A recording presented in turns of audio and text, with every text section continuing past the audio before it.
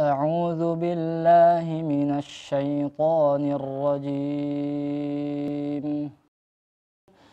أحل لكم ليلة الصيام الرفث إلى نسائكم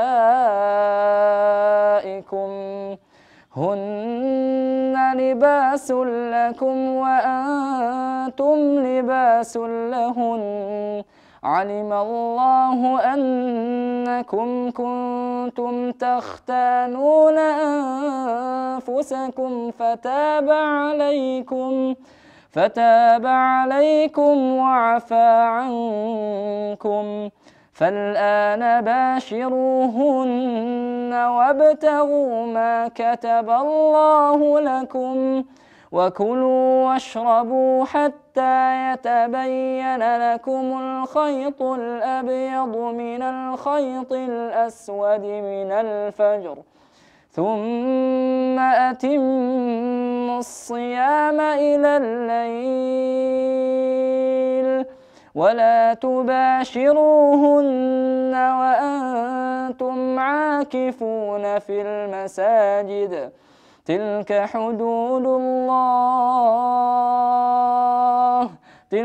حدود الله فلا تقربوها كذلك يبين الله آياته للناس لعلهم يتقون.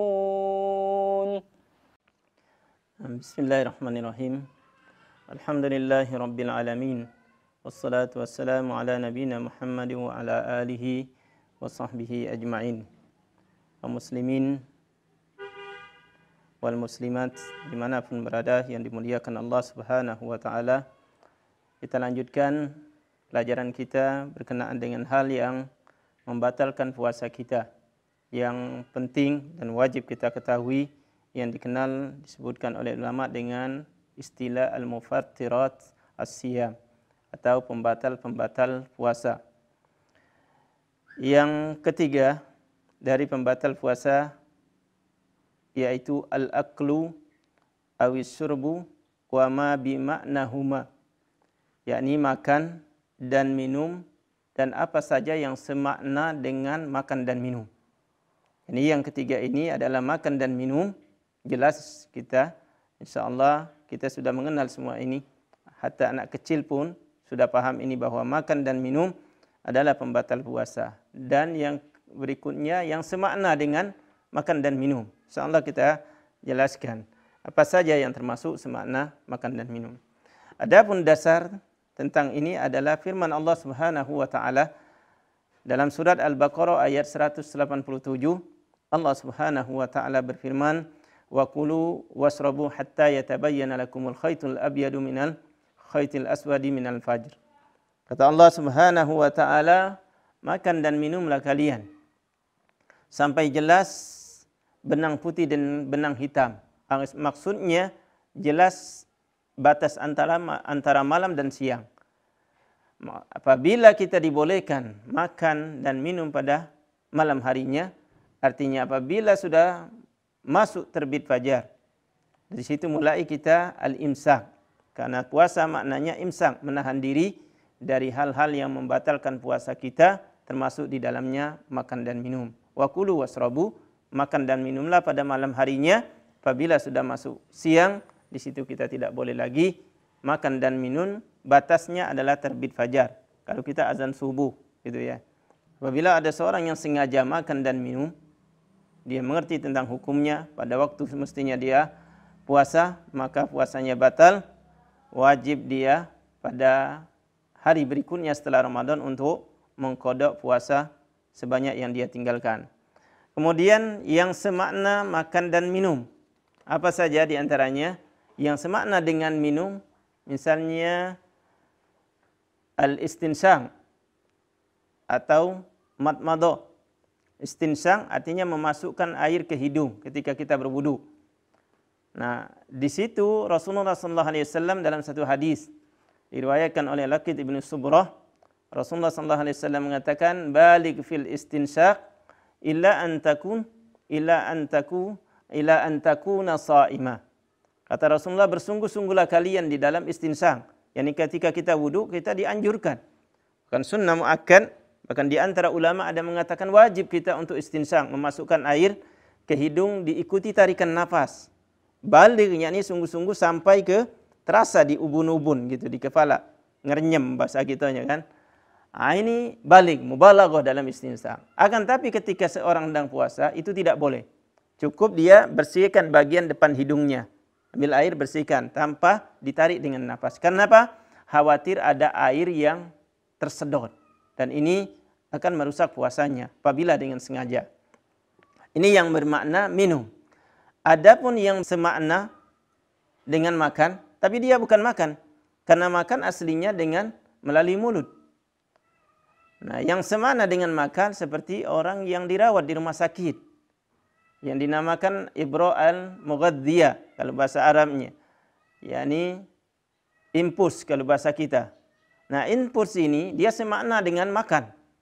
Akan semakna dengan minum.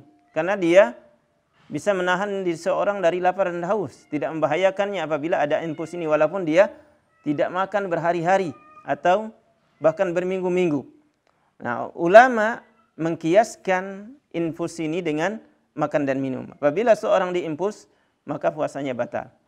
Nah, oleh karena itu apabila kita dalam keadaan puasa, apabila memang masih bisa menahan diri untuk tidak diimpuls, dan kita sayang dengan puasa kita karena keutamaan Ramadan, pahala yang berlipat ganda kalau kita puasa pada waktunya, maka kita sebaiknya tidak diimpuls. Dan dibolehkan apabila daruri. Artinya puasa kita batal dan kita mengqadha pada hari-hari berikutnya.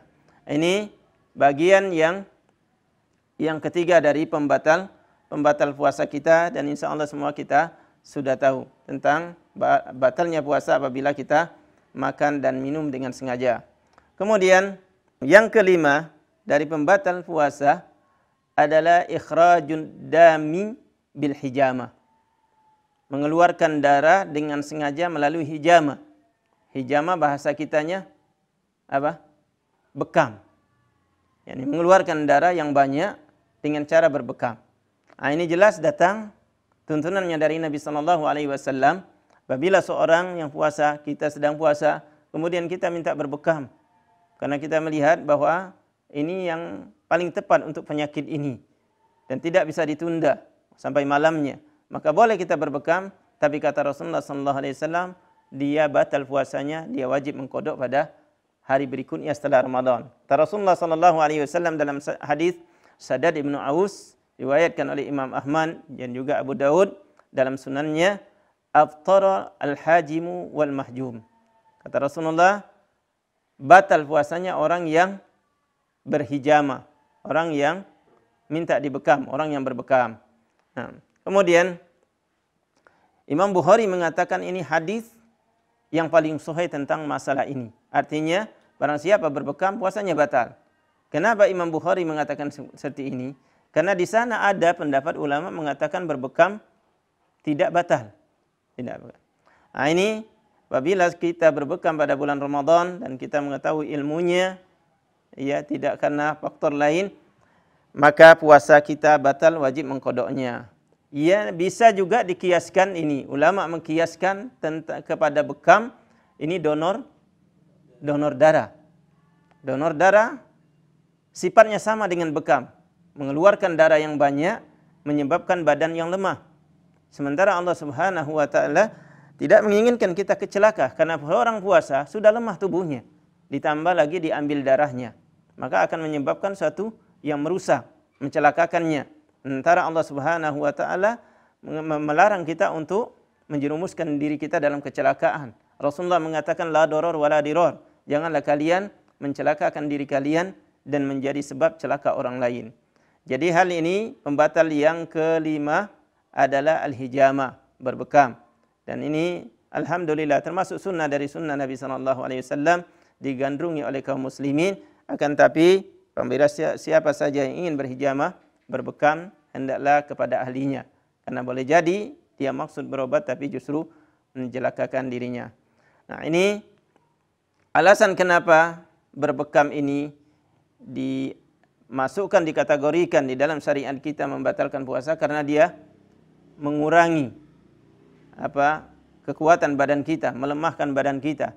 Kita sudah puasa, lemah, ditambah lagi diambil darahnya, bisa jadi menjadikan dia abruk, celaka, yang agama kita jauh dari hal-hal yang bersifat negatif.